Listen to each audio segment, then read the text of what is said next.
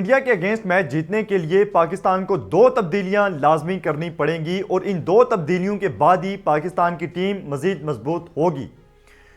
कौन सी हैं ये दो तब्दीलियां, पाकिस्तान की स्ट्रेंथ क्या है, पाकिस्तान को पहले बॉलिंग करनी चाहिए, बैटिंग करनी चाहिए, आज की वीडियो में इस चीज़ पे बात करेंगे। और इंडिया के अगेंस्ट पाकिस्तान की बेस्ट प्लेइंग 11 कौन सी होगी, इस पे भी बात करेंगे। अभी तक वर्ल्ड कप में पाकिस्तान 2 मैचेस खेला है। पाकिस्तान की जो स्ट्रेंथ है वो स्पिन बॉलर्स हैं और जो बड़ी कमजोरी अभी तक सामने आई है वो है शाहीन शाह अफरीदी बॉलिंग में। चाहे वर्सेस यूएसए हो या नेदरलैंड के अगेंस्ट हो, दोनों मैचेस में शाहीन की धुलाई हुई है। पहले मैच में आप देख लें वर्सेस यूएसए, शुरू में खूब धोया उन्होंने और उसके बाद एंड में जाके टेल एंडर की विकेट उसे मिली नेदरलैंड के अगेंस्ट।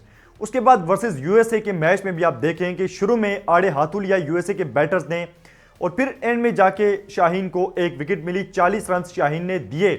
तो यहां पे पहले 2 ओवर्स में चाहे नेदरलैंड के बैट्समैन हों या यूएसए के बैट्समैन हों, उन्होंने चार्ज किया शाहीन के अगेंस्ट। और शाहीन का अभी हमने कुछ दिन पहले एक प्रीव्यू भी देखा, उसमें जो शाहीन का मुंह है वो बैटर की तरफ होता ही नहीं है, मतलब कि शाहीन बिल्कुल भी रिदम में नहीं है और बिल्कुल जो फॉर्मेलिटी है कि बॉल मैंने बस गिरानी है पिच पे या बॉल करनी है बैट्समैन को, वो फॉर्मेलिटी वो पूरी कर रहे हैं और एक बस पेसर की जगह उन्होंने ली हुई है। वरना शाहीन की इस टाइम जो हालत है, शाहीन वर्ल्ड कप के स्क्वाड में भी नहीं होना चाहिए था। बॉल शाहीन ने सामने करना है, मुंह शाहीन का बिल्कुल उस तरफ है।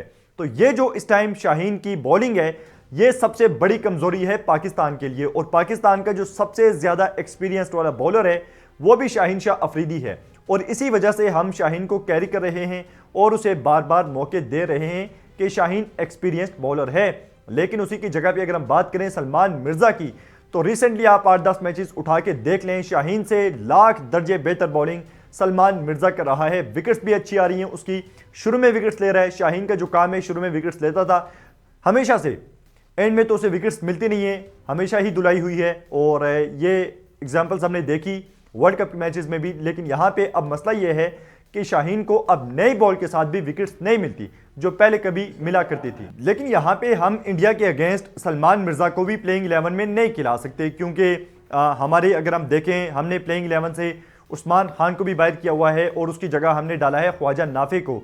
और फिर अगर आप जाते हैं सलमान मिर्जा के साथ, तो उसके पास भी इतना एक्सपीरियंस नहीं है। और इस टाइम जिस तरह से इंडियन बैटर्स की फॉर्म लगी हुई है, चाहे वो अभिषेक शर्मा हो, चाहे वो ईशान किशन हो, उसके बाद सूर्या कुमार यादव हो, तिलक वर्मा हो, तो बहुत ही ज्यादा ultra pro max aggressive cricket वो इस टाइम खेल रहे हैं। और उनके अगेंस्ट अगर सलमान मिर्जा के अगेंस्ट वो चार्ज करते हैं और 2-3 बाउंड्रीज आ जाती हैं, तो उसके बाद आप ये समझें कि सलमान मिर्जा शायद वापस कम बैक ना कर सकें और 4 ओवर्स में उनकी धुलाई होती ही चली जाए और पाकिस्तान को वो 4 ओवर्स पूरे करने के लिए जो है वो मुश्किलात हों। तो यहाँ पे एक ऐसा बॉलर होना चाहिए जिसका रिदम भी हो और रिसेंटली अच्छी बॉलिंग भी कर रहा हो और साथ में उसके पास एक्सपीरियंस भी हो। तो यहाँ पे सिर्फ एक ही नाम इस टाइम हमारी जहन में आता है, उसका नाम है नसीम शाह। शाहीन के साथ जाने की गलती बिल्कुल नहीं करनी चाहिए। सलमान मिर्जा के साथ जाते हैं तब भी रिस्क है, क्योंकि बिल्कुल एक्सपीरियंस नहीं है और एक बड़े मैच में पाकिस्तान इतना बड़ा रिस्क लेगा नहीं। तो यहाँ पे नसीम शाह बेस्ट ऑप्शन है।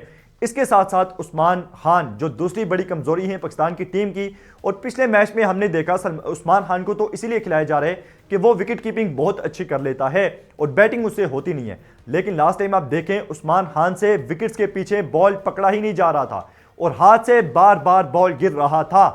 तो यहां पे ना स्पिनर्स के अगेंस्ट, ना फास्ट बॉलर्स के अगेंस्ट, और बिल्कुल उस्मान खान ऐसा लगता है कि कुछ ज्यादा ही जल्दी में थे। जो आउट नहीं होता था उस पर अपील करना, रिव्यू के इशारे करना और क्लियर जहां पे उन्हें पता है कि ये बैट्समैन नॉट आउट है, स्टंप कर देना बार बार। तो यहां पे बहुत सी चीजें एक्स्ट्रा उस्मान खान कर रहे हैं और ये चीज दिखा रही है कि वो अंडर प्रेशर हैं, क्योंकि जहां पे उनसे परफॉर्मेंस डिमांड की जा रही है वहां से उनकी परफॉर्मेंस आ नहीं रही और एक्स्ट्रा वो कुछ करने की कोशिश में पाकिस्तान को ले डूबेंगे। तो यहां पे अच्छा नाम है ख्वाजा नाफे का और ख्वाजा नाफे सरप्राइज हो सकते हैं इंडियन बॉलर्स के लिए भी। तो ये 2 तब्दीलियां करनी चाहिए पाकिस्तान को लाजमी तौर पे अगर जीतना है वर्सेस इंडिया, क्योंकि कमजोरी इस टाइम यही है। और जहां तक बात है बाबर आजम की, हमने पिछले मैच में कहा था कि उन्हें ड्रॉप करना चाहिए, फहर जमान को लाना चाहिए नंबर 4 पे। लेकिन क्योंकि बाबर ने लास्ट मैच में अच्छी पारी खेली है, तो अब ऐसा हो नहीं सकता कि हम कहेंगे इंडिया वाले मैच में आप उन्हें निकाल दें। उनकी फॉर्म लगी है, रन्स आए हैं, उन्होंने बाद में एक्सेलरेट भी किया है, शुरू में विकेट को संभाला भी है। तो अच्छी नौक थी बाबर की, यहाँ पे 46 रन की, अब जो है वो इंडिया के अगेंस्ट भी उन्हें चांस मिलना चाहिए और लाजमी तौर पे वो प्लेइंग 11 में होंगे।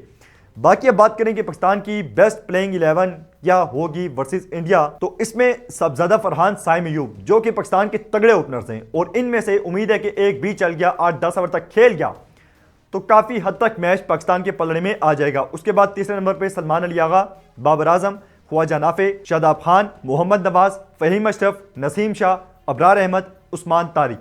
यहाँ पे नई बॉल के साथ हमारे पास फहीम अशरफ का ऑप्शन भी होगा जिसने पहले भी गिल को आउट किया था। उसके अलावा हमारा जो लेफ्ट क्या नाम है अभिषेक शर्मा, उसे आउट किया था। तो यहाँ पे हम यूज़ कर सकते हैं, यूटिलाइज कर सकते हैं फहीम अशरफ को भी। और यहाँ पे इनसे बॉलिंग करवानी भी पड़ेगी क्योंकि प्रेमदासा का जो स्टेडियम है वो नई बॉल के साथ मूवमेंट आपको देखने को मिलेगी। और यहाँ पे नसीम शाह और फहीम अशरफ नई बॉल के साथ जाएंगे तो पाकिस्तान अगर उस टाइम पिच हेल्प करेगी, उम्मीद है तो वहाँ पे पाकिस्तान को विकेट्स मिल जाती हैं। अगर स्टार्टिंग में 1-2 तो पाकिस्तान की जो पोजीशन है वो मैच में मजबूत हो जाएगी। बाकी इसके अलावा हम 2 मैचेस खेल चुके हैं। इंडिया अपना दूसरा मैच आज खेल रहा है वर्सेस नामीबिया और हम जो है वो देखेंगे कि क्या कुछ स्टैट्स हैं आगे कौन सी टीम मजबूत है, किसकी क्या स्ट्रेंथ है, कौन सी कमजोरियां हैं, इंडिया आज कैसे परफॉर्म करता है, इस पे जो है वो हम डीप जो है वो देखेंगे और टॉस कितना ज्यादा मैटर करेगा पाकिस्तान वर्सेस इंडिया के मैच में। तो इन चीजों पे साथ साथ आपके साथ जो है वो वीडियोस शेयर करते रहेंगे। आप सब्सक्राइब कर लें, फॉलो कर लें स्पोर्ट्स टाकरा यूट्यूब चैनल को और लाइव स्ट्रीम में हमारे साथ जुड़ना मत भूलिए स्पोर्ट्स टाकरा के यूट्यूब चैनल।